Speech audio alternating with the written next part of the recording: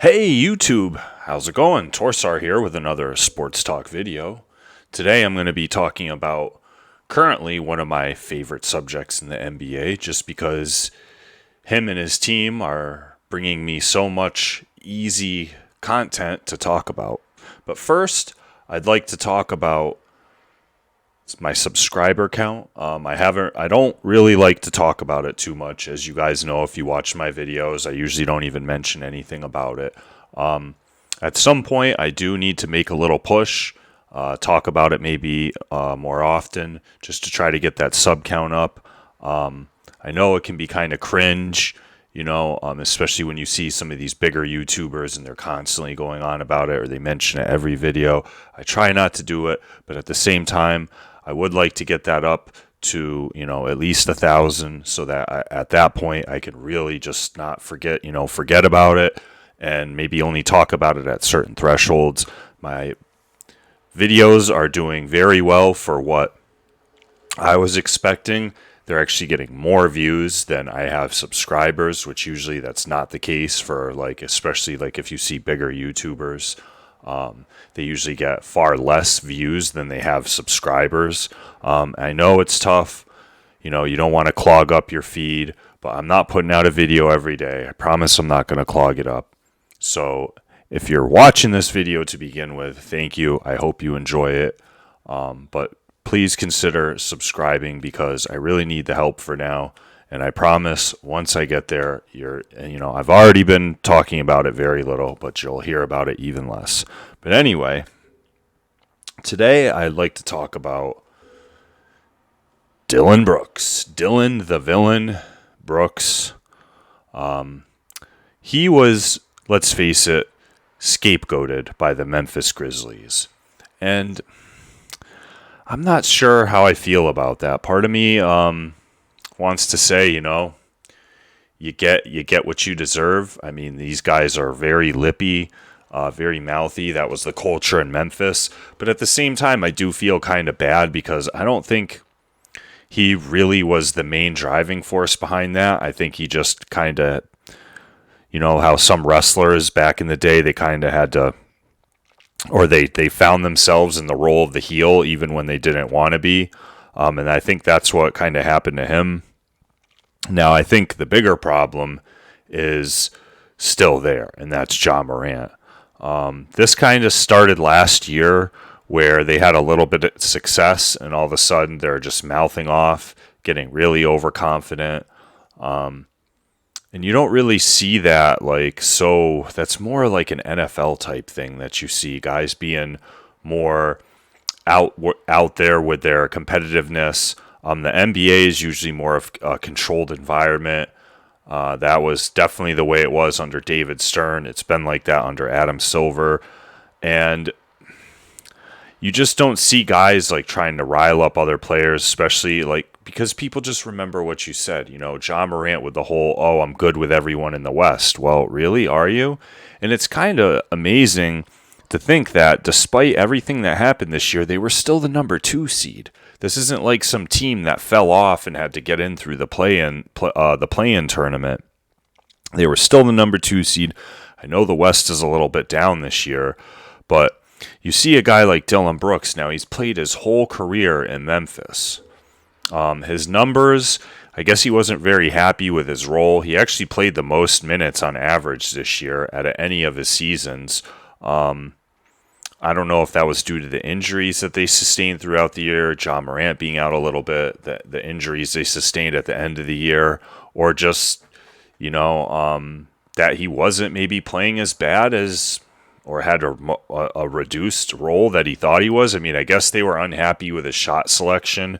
And you did see he had his worst shooting year from both the field and the three-point line. Actually, I think last year he was a little bit worse from the three-point line, but he had his highest scoring average last year. So he was obviously had found his game, maybe with the mid-range game. And now he's saying that he was just pretty much a 3-and-D guy. I mean, I don't really see what the problem with that is, except the fact that he can't shoot threes that well. But I mean, that's how a lot of guys are viewed as in the NBA now. They get NBA teams get players to be 3-and-D guys. I don't know how to feel about this one. Hopefully, he gets a change of scenery, and because honestly, I know this has been something, calling him a clown, all the attention he's drawn to himself. But I really think the bigger issue is Ja Morant and the culture he set. He's a star. He's the culture setter. He's the one who sets the tone. He's the one that the other guys are going to follow his lead. Well, if Ja's doing it, I can do it too. Not to say that guys know that the superstar can obviously get away with things that they can't, but that's just, we constantly talk about culture in sports. That's the tone of the locker room, the culture.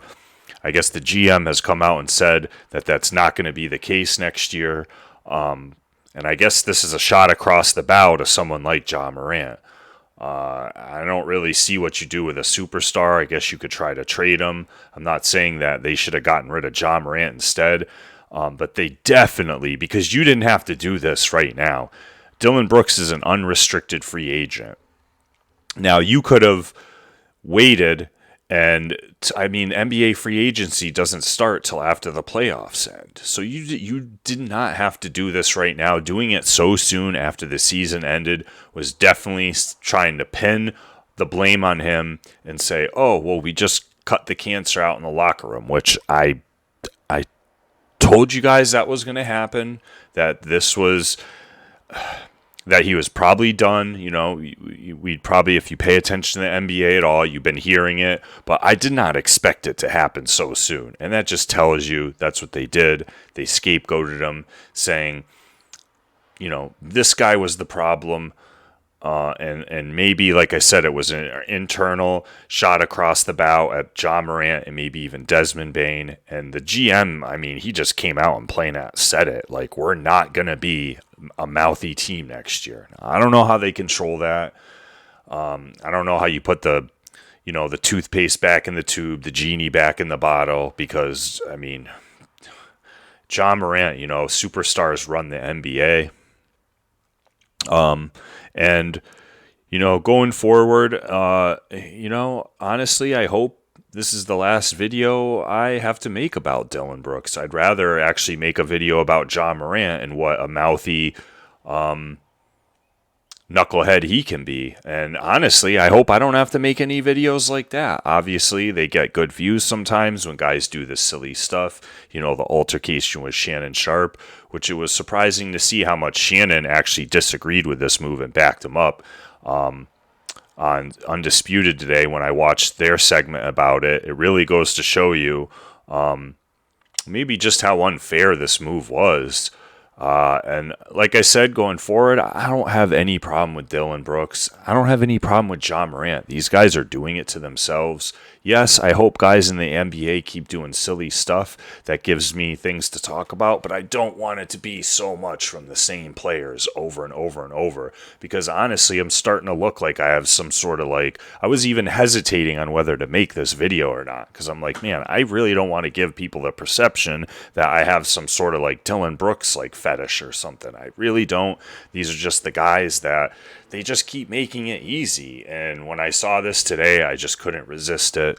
So hopefully going forward, I'm sure he's only 27. He's still a decent NBA player. I don't think he's going to quite have the role that he wants going forward.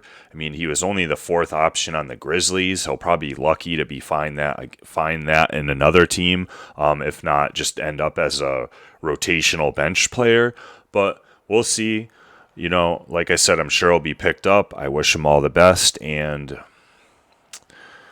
we'll see next year how the front office in Memphis handles these guys if they just keep it up. I don't know, man. So far, Ja Morant, he just doesn't seem like he can help himself, but we will see. And when we do, I'll be there to make a video about it. Anyway, guys, I'm going to wrap this one up. Till the next video, stay healthy, stay safe. Peace.